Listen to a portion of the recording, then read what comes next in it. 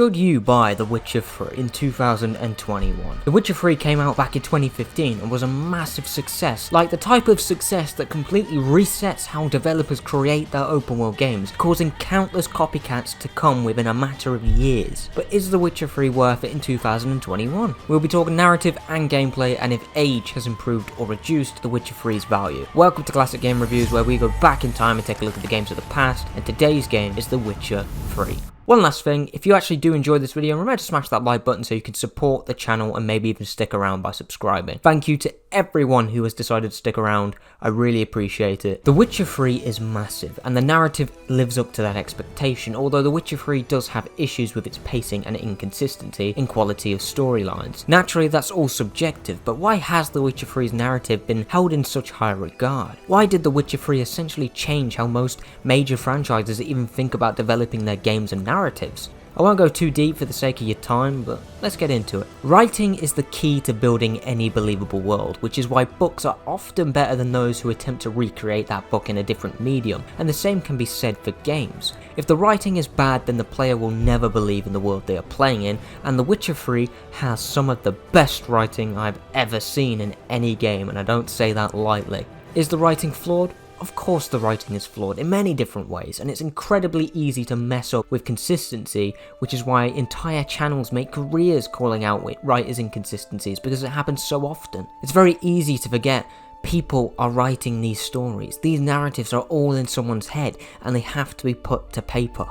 For that reason alone, a game like The Witcher 3 is a bloody miracle. The scale of writing for this narrative is beyond ridiculous. Entire side quests could be main stories themselves, but they get pushed to the side while the main narrative twists and turns, constantly never seeming to end. Never seeming to end.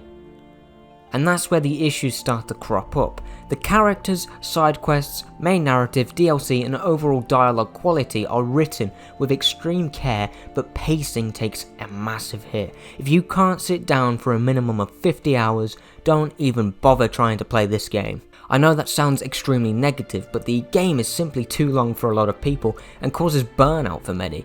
Inconsistency is also an issue in terms of quality for each storyline. Most storylines are great, but some definitely are lacking, and you could dedicate hours of your time to a storyline which in the end disappoints immensely. However, the narrative most of the time is just incredible. Quests flow at a great pace and you are never lost within the story. It's a story that's simple but told in a way that keeps the mystery going while also raising the stakes slowly over time, and it works tremendously. There really isn't a dull moment in the narrative, and even player time to just slow down and take in the world and characters with a bunch of different events like returning to Kaer Morhen to meet all the other witches. The decisions you make throughout the game actually have a lasting effect. It completely changes the game in many ways, like full-on nations taking over the world you traverse, or characters you've gotten to know meet a swift end out of the blue, sometimes even having to take their lives yourselves, which results in so many different ways the narrative goes in, which makes the writing even more impeccable. While there are really 3 main endings, they all vary significantly with who you choose to romance, if any,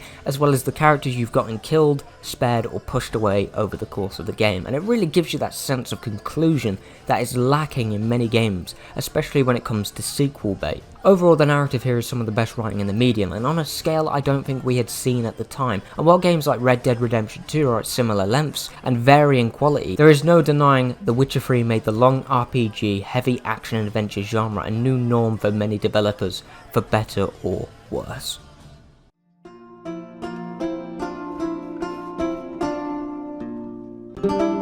I know a lot of people will disagree with me here, at least at first, but hear me out. The game is at minimum 50 hours long, I think, and I do think the combat gets very tedious towards the end. Now, before you all attack me and report the channel to the cancel brigade, just listen. You attack and cast a spell and dodge. That's it for a minimum of 50 hours, and I have to admit it gets tedious, but it isn't bad. In fact, The Witcher 3 once again sets a new standard in mainstream games to ditch the Arkham style of combat, and thank God the industry did. Don't get me wrong, the Arkham combat is great in the Arkham games, but every game that tried to copy that system never nailed it like Rocksteady did, and The Witcher 3 made developers realise, or at least the producers of the studios, that the new combat systems that are deep and challenging while balanced will sell extremely well, and I generally don't think we would have got games games like Jedi Fallen Order if it wasn't for The Witcher 3.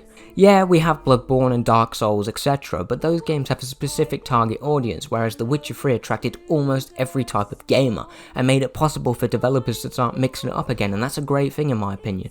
However, The Witcher 3 seriously lacks in variation of mechanics. The Witcher 3 has a lot of variations of enemies, like humans, werewolves, bloody trees at times, but it usually goes like this: sword, and a sign along with a tasty potion and some chicken.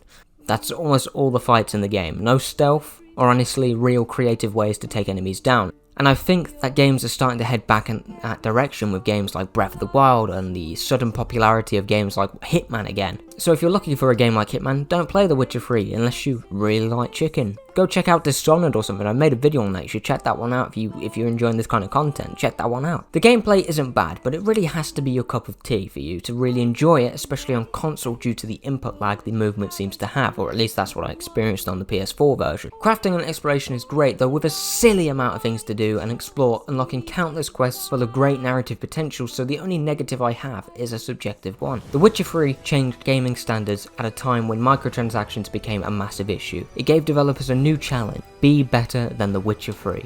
And while the developers themselves at CD Projekt Red failed at that with Cyberpunk, I still think it's unbeaten for overall quality. The Witcher 3 is an absolute classic and you should absolutely play it. Thank you for watching.